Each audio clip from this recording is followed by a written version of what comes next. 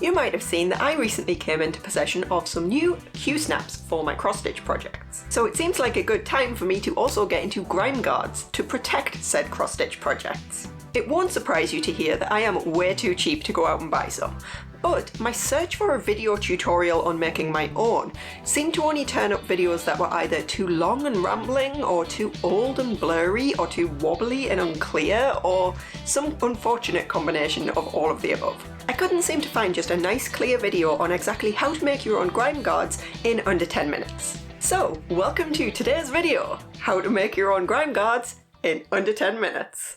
For anybody super confused right now, a grime guard is a fabric cover for your cross-stitch frame or hoop that helps protect the piece you're working on from being overly handled or otherwise stained and damaged. The top level process for making one is going to look like this. Figure out your measurements, cut a long rectangle of fabric and join the short ends together to make a loop, create 2 channels for the elastic, thread and secure the elastic, and then just some finishing touches. Simple enough, and the best thing about this project is that the measurements and techniques don't need to be exact. There is definitely a lot of room for fudging, which, let's face it, is always more fun. So let's take a look at each step in a bit more detail. First things first, measurements. And yes, this does involve some very minor maths, but don't worry, it's easy, I promise. We're going to need 3 measurements: fabric length, fabric width, and elastic length. The fabric length is basically the size of the thing you want to cover plus 2 inches. Example. This is an 8x8 Q-snap, which means these outer edges measure 8 inches each. Add those all up and we get 32. Plus 2 inches, our fabric length will be 34. This is an 8-inch hoop, which means it's 8 inches wide in diameter. We need the circumference though, so to get a rough estimate of that, you can multiply the diameter by pi, or 3.142. That gives us roughly 25 inches, plus the 2, 27 inches would be our length for this one. And don't worry, if you don't have a calculator to hand, you can totally just measure around the outside, and that should be close enough. Width is a little more subjective. You can go narrower or wider, and we'll discuss that more later in the video, but 6 inches is the default, so let's stick with that for now. To work out elastic length, take the total length of your fabric and divide it by 2. You'll need 2 pieces of elastic this length. So for our Q-snap, we'll need 2 pieces of 17-inch elastic, and for our hoop, we would need them to be 13.5 inches long. Alright, so cut a piece of cotton fabric according to your length and width we just calculated. And of course, if you're making this for a larger frame, you might not be able to cut one continuous length, so feel free to sew multiple lengths together as long as you end up with a piece of fabric the length we calculated. The first thing we're going to do is sew these short ends together to form a loop. So you can fold the fabric neatly in half like this with the wrong or back side facing out, and then sew down this edge. Turns out my fabric doesn't have an obvious backside on camera, but trust me, it's there and it is facing out. I'm using a 15mm seam allowance here just because that's the one that feels normal to me. It's equivalent to about 5/8 of an inch. Using slightly more or less is not going to make a difference though, so just whatever you prefer. Now, bear in mind, this raw edge here will be visible on the inside of your finished grime guard, and it'll take some wear and tear, so we want to stop it from fraying. If you're fancy and you know what it means, you could French seam this instead, or you could use your overlocker or serger if you have one.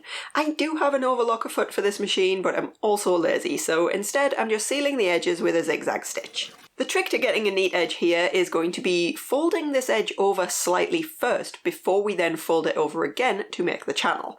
So you can fold that first little bit down and sew it, but I'm just going to press it with the iron. Again, it's all just about protecting that edge and keeping it neat and unfrayed. Pro tip, make sure your channel is wider than your elastic so you will be able to thread it through easily. Lessons learned the hard way. Here I have 7mm elastic, which is somewhere close to 1/4 of an inch, I think. I know I keep switching between imperial and metric, but that's just the British for you. Sorry. This is just a simple straight stitch, close enough to the edge that it's also catching that fabric I pressed underneath. And very important, leave yourself at least an inch open to thread your elastic through. I've done more like 2 inches here and it just makes life easier. Bear in mind while you do this part that that first seam we joined will look best if it's lying flat. So make sure where each channel passes over it, it's facing the same way and not twisted like this. Now, to thread your elastic, I think you can buy special tools, but to be honest, the tried and trusted safety pin method works just fine. Stick a safety pin through each end of your elastic, at least one of them needs to be small enough to fit into that channel you've just sewn. Get it right up in there, feed it through by pushing the safety pin with one hand and pulling the fabric past it with the other until you make it all the way to the other end.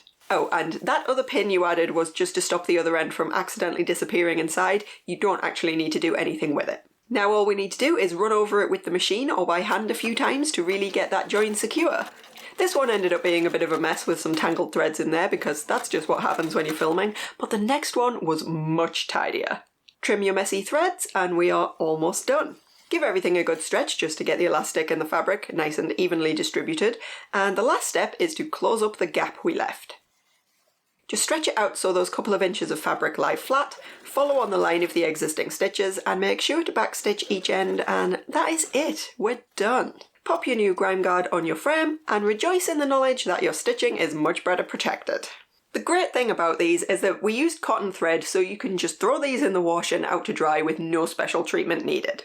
And I promised we would mention the difference that the fabric width makes, so now that we have a completed grime guard, let's take a look at that.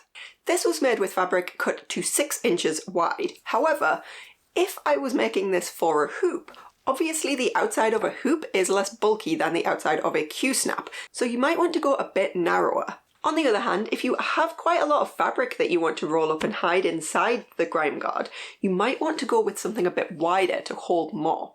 As you can see, it's kind of a personal preference thing and depends on exactly what you need, but the materials for this are really cheap and you can make them super quickly, so why not just make a range and then you've got one for every eventuality. Bonus points if you can get them to coordinate as well as this blue fabric with Garden Cat. Alright, I do hope this video was helpful. If it was, please consider leaving it a like and maybe even subscribing if you like this sort of thing. I'll be back soon with some more crafty nonsense, so in the meantime, have a brilliant rest of your day and keep making cool stuff.